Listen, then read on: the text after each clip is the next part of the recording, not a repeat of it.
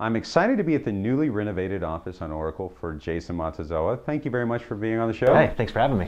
Beautiful place here. I love what you guys have done. Yeah, it's really nice. I think our clients are going to really like it when they come here. Now, speaking of clients, I know right now is a great time for people to think about getting a home again. And what I'm talking about are those folks that say because of job loss or financial problems, say 5 years ago, 6 years ago, however long it was, they actually can get into a home now. And they've actually overcome that time period. Is that right? Yes, well, what we're finding is after the housing bubble, and a lot of people lost their homes through foreclosure, through short sale, because the economy took a hit and they lost their job and lost their homes, maybe had to file bankruptcy, that the seasoning time has passed and they're able to buy homes now. So you obviously want to contact a loan officer, and I happen to know one, that can give you that information based on your circumstance of when it happened. For instance, if you foreclosed on a home, it doesn't mean the day you moved out of that home that's the date.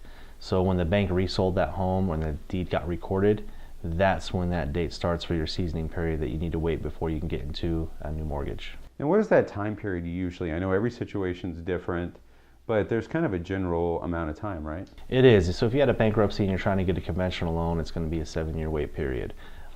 For foreclosure or short sale only, not mixed with a bankruptcy, you're going to be looking at about 4 years. And that's to do a conventional loan.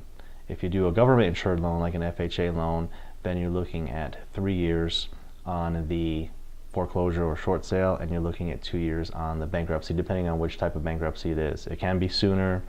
You maybe had some extenuating circumstances, and that doesn't mean I got divorced or lost my job. It means your major wage earner in your family, like maybe the wife or the husband, passed away, and therefore you lost all that income and couldn't afford your house anymore.